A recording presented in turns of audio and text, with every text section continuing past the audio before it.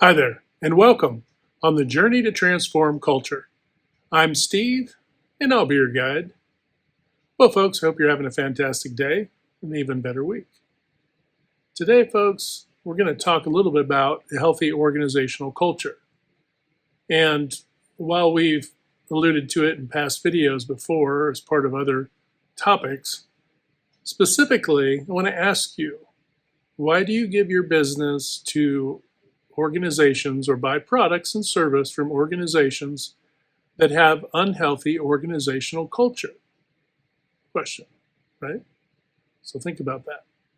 And you might be asking yourself, Steve, how do I know if they have an unhealthy organizational culture? Well, you can research this pretty easily online, okay? And you can do a little checking. But there are some other things that you can also consider. Key performance indicators for an organization. This is basically their metric for performance, right? And while it can include a whole range of indicators, right? Some of the notable ones, first off, would be quality. If the quality of the product or service that they provide is inconsistent and sketchy, well, that would be definitely be yellow or red flag, depending on the level, right? The second part of this, on-time delivery. Are they on time delivering the product or service that you need? So if they promise 5 weeks, but they're consistently 6, 7 weeks, they're always pushing past the due dates, they're always behind the curve, they're essentially over promising, under delivering on the timeline. That's definitely a yellow or red depending on the level, right? And how often and frequency. So those are two obvious ones, quality, on-time delivery. I will tell you, on-time delivery, that will tell me a lot about an organization right there from the very start. That's my first thing I zoom in on, because typically most things follow after that. So the other thing that you can, or another area which is significant to a healthy organizational culture, and that is their turnover rate. So if they're seeing a turnover rate that's above 5%, right? Ideally, you'd want that lower, but 5% is, it's a human rate. People move. There's some movement that happens. 5%. If you start to see greater than 5% of turnover rate, or if they're using third-party vendors to staff, for their broader team, for their workforce, because what they can do with that is they're contract workers at that point. They're not technically hired by the company, so they don't have to report on that turnover. So you might think their turnover is 3, 5, 6, 7%, but in reality it may be 10, 15, 20, 23%. Okay, so it's a little bait and switch there. So you want to be careful about that. So quality, on-time delivery, turnover rate, right? Those are significant. Obviously, performance, but this one is going to be a little bit more difficult to, how effective they are. A little more difficult to know without seeing their operation. What is their OEE, okay? Overall equipment effectiveness, even if they don't have equipment, right? If they don't have massive amounts of equipment, they're not a manufacturer. You can still understand what their capacity is, what they're utilizing, to see how effective and how efficient, really, that their processes and their people are at providing products and service, right? So how effective are they? How efficient and effective is their and productive are they, right? What's the volume that they produce, right? And is it, is really, ideally, you want to see most all of these above 93%, right? On-time delivery, honestly, best in class, most organizations, broad strokes. If you're hitting 97% in all categories, just flip the video off. You're good to go. Okay. But most of you aren't, without gimmicks. And there are those who will fudge their OEE numbers by showing less capacity utilization, or I'm sorry, more capacity utilization by showing less time available to produce the products that they make. So those are just a few areas to look at. But essentially, if you're feeding these organizations your business, right, for products or service, you're more than likely paying too much. You're waiting too long. You may have quality issues, so there's the whole return, replace, that whole nonsense. You have a host of added costs in there because they're not that effective or efficient, right? So think twice.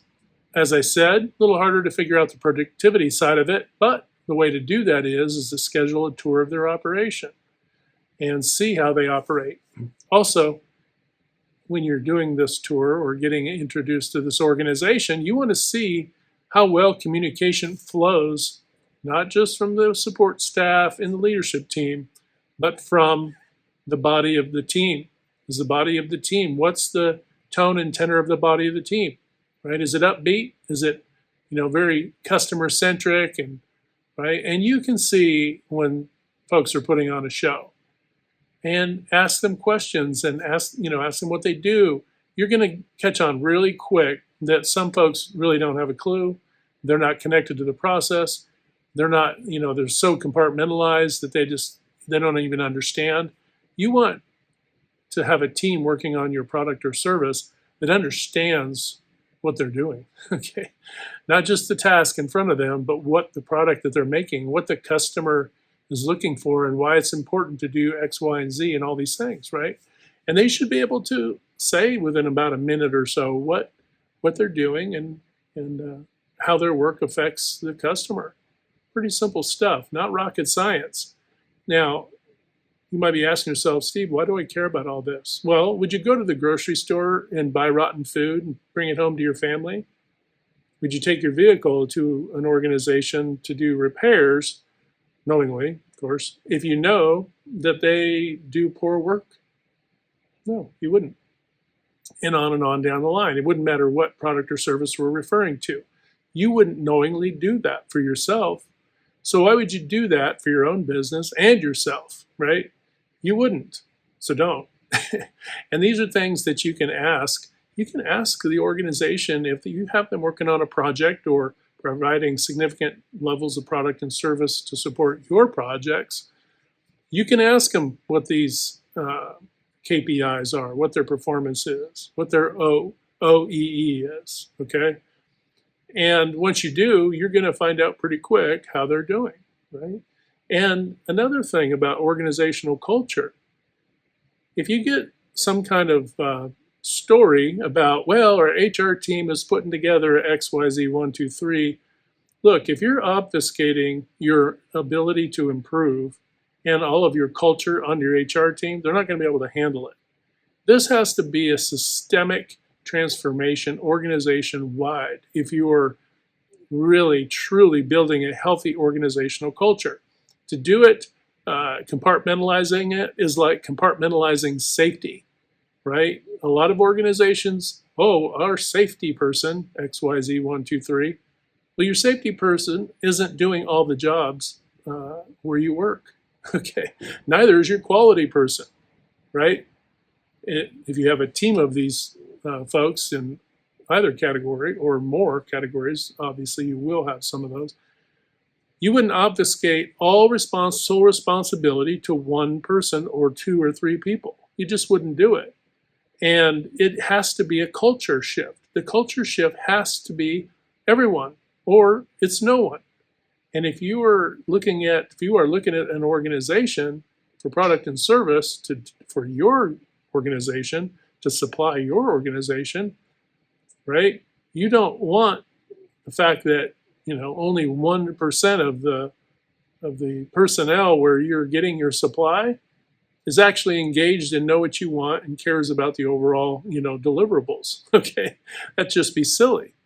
But yet it happens and we see it. And this is part of the reason why we see our effectiveness in U.S. business so low. And if you scan back to the paper I did a few videos ago, you're going to see that much of the percentage has been so over-reported that we're barely at 30% effectiveness.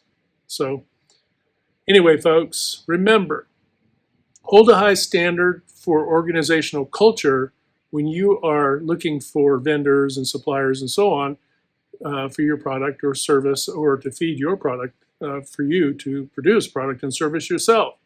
Or if you're a consumer, same way. Okay?